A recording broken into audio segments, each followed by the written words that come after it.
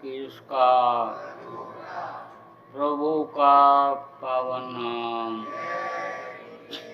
प्रभु का पावन नाम। जय गुरुदेव। मेरे प्यारे गुरु दातार, मंगता द्वारे खड़ा।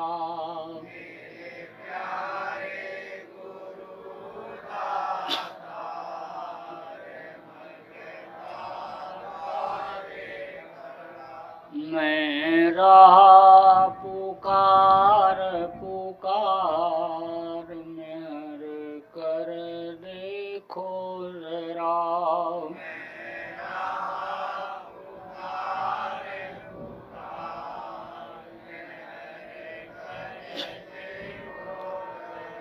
मोहि दीजय भक्ति दान, काल दुख बहुत दिया।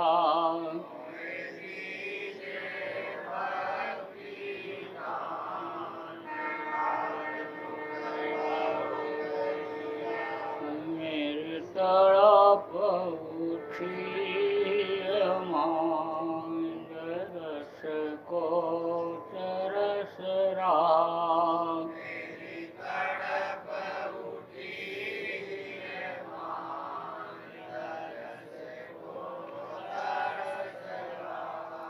बरसाओ घटाय पार, प्रेम रंग दीजे बार।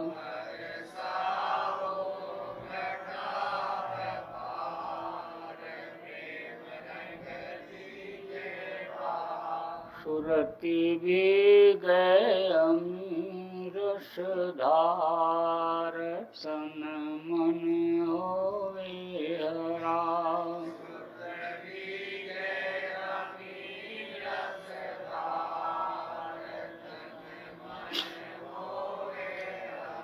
मेरा जीवन सफल हो जाए, तुम गुण गाऊं सदा।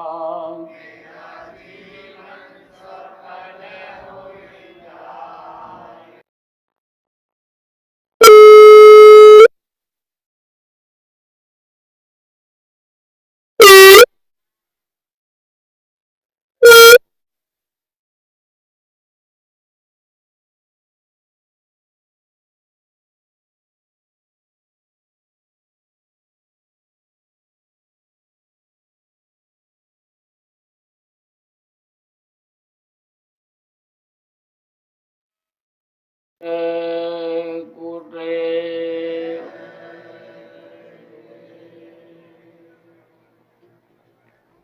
सर्वसमर्थ सर्वत्र स्मरणीय परम पूज्य गुरु जी महाराज, उपस्थित सभी सत्संगी धर्म प्रेमी बच्चे एवं बच्चियों, गुरु महाराज की अपार दया मेहर हुई और आज 9 फरवरी 2018 को डोंगरगढ़ के आप सभी प्रेमियों का सत्संग के माध्यम से दर्शन का अवसर मिला।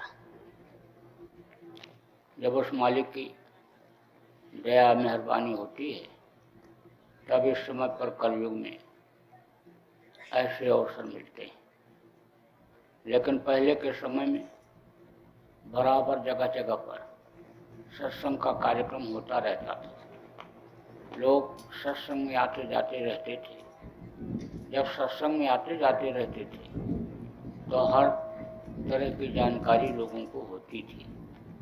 गृहस्थ आश्रम में कैसे रहा जाए, भाई भाई के साथ कैसा व्यवहार करें, पिता पुत्र के साथ किस तरह का बर्ताव करें, पति पत्नी का फर्ज क्या होता है, गृहस्थ धर्म क्या होता है, रोटी खिलाना, पानी पिलाना, सेवा करना, ये कितना फायदेमंद होता है, आदमी को किस तरह का खाना खाना चाहिए, किस तरह का पीना चाहिए, रहना चाहिए, ये सारी चीज़ों की जानकारी तो होती ही होती थी। लेकिन सत्संग से आत्मा और परमात्मा का भी ज्ञान होता था कि आत्मा क्या है, परमात्मा क्या है, ये मनुष्य शरीर किस काम के लिए मिला, इस दुनिया संसार में हम किस काम के लिए भेजे गए, और कैसे इस मृत्यु लोक से हमको छुटकारा मिलेगा, कैसे जन्म मरण से छुटकारा मिलेगा, नरक 84 से किस तरह से हम बच सकते हैं। इन सारी चीज़ों की जानकारी सत्संग से मिलती थी। लेकिन जब से सत्संग लोगों ने छोड़ा, जगह जगह पर सत्संग होना बंद हुआ, तब से आप देखिए कि परेशानियों का पहाड़ लोगों के सामने आकर के खड़ा हो गया। कुदरत भी, प्रकृति भी साथ नहीं दे रही, न समय पर जाड़ा, न समय पर गर्मी, न समय पर बरसात हो रही। घर घर में लड़ाई झगड़ा कलह, रोग बहुत बढ़ गया, रोना धोना बहुत बढ़ गया, अशांति बहुत बढ़ गई, अपराध बहुत बढ़ गया। तो उसका क्या कारण है? कारण यही है कि सत्संग नहीं मिला, संत नहीं मिले। कथा भागवत तो होता रहता है, जगह जगह पर प्रवचन तो होते रहते हैं, लेकिन उससे आदमी के अंदर सुधार नहीं आता है।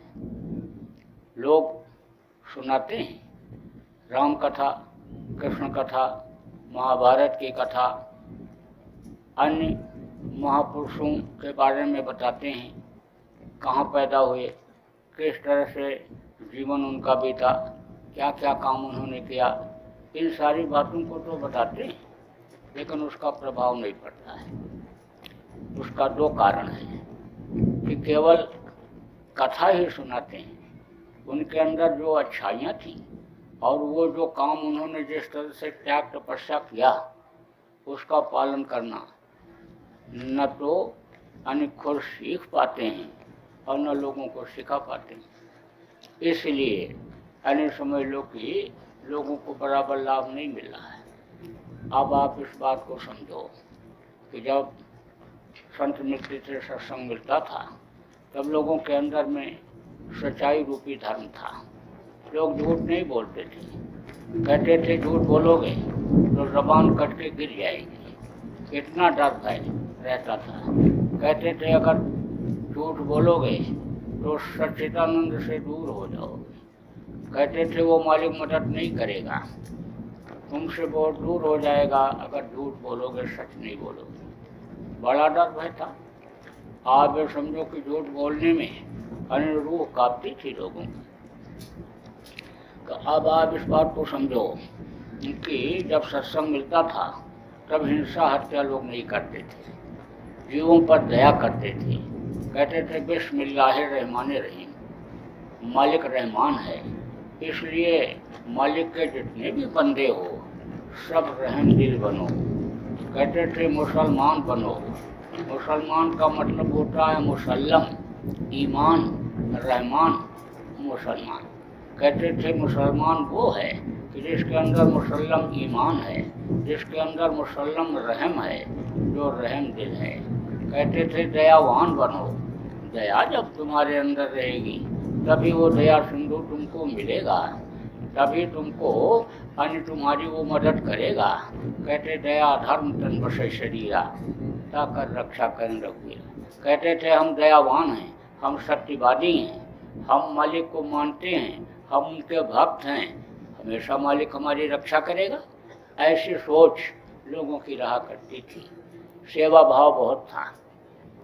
इस समय पर आप घर से निकलो, कहीं जाना हो, रुपया पैसा जेब में न रख पाओ तो वापस कुछ दूर चलने के बाद आना पड़ता है कि रुपया नहीं रहेगा तो कहाँ रहेंगे, कहाँ खाएंगे, कैसे जाएंगे। पहले ऐसा कुछ नहीं था, सवारियाँ इतनी थी नहीं, पैदल लोग चलते थे, स्वस्थ रहते थे, मोटा खाना मोटा पहनना होता था, लेकिन शरीर में रोग नहीं था, बहुत कम। कभी हो जाता था रोग तो एक आध वैद्य कहीं गांव में होते थे, गांव में क्या बल्कि समझ लो कि इलाके में, तहसील में, और उनके पास जाते थे, जड़ी बूटी दे देते थे, ठीक हो जाता। तो कहीं भी अन्य समझ लो उसको चिंता फिक्र नहीं रहती थी घर से निकलने के बाद कि रात को कहाँ रुकेंगे, क्योंकि किसी के यहाँ भी शाम को पहुँच जाता तो वो उसको खिलाता था और सोने की जगह देता था। खुश हो जाता था गृहस्थ कि मेहमान नहीं भगवान आ गए, बिना बुलाए आ गए, सेवा का हमको मौका मिल गया। इतना सेवा भाव था। सुबह उठते ही वृद्ध लोग जो होते बुढ़े, रोटी बनवा करके मटके में पानी ले करके जिधर से लोगों का आना जाना रहता था वहीं रास्ते के पास बैठ जाते, रोटी खिलाते, पानी पिलाते थे, बुला बुला करके। इतना सेवा भाव था, परोपकार था लोगों के अंदर। लेकिन ये चीज़ें खत्म हो गई। जब सेवा खत्म हो गया, सच्चाई खत्म हो गई, दया भाव खत्म हो गया, तो लोगों की नीयत खराब हो गई और बरकत होना बंद हो गया। अब आप इस बात को समझो कि इसीलिए आदमी अन्य समझ लो कि दुखी हो गया। इतना सबको धर्म कर्म होते हुए भी गीता पढ़ते हैं, रामायण भी पढ़ते हैं, तीर्थों में भी जाते हैं, व्रत भी रहते हैं, अनुष्ठान भी करते हैं, दान पुण्य भी करते हैं, लेकिन शांति नहीं है। उसका यही सब कारण है कि ये जो सत्य, अहिंसा, परोपकार और सेवा रूपी धर्म है उससे लोग अलग हो गए। जब धर्म था तब इंसान अपने शरीर के लिए ही सब कुछ नहीं करता था। शरीर को चलाने वाली जो जीवात्मा है इसको भी लोग ताकतवर बनाते थे, इसको भी बलवान बनाते थे। जब यह ताकतवर हो जाती थी तो लोगों के अंदर में आत्मशक्ति, आत्मबल आ जाता था।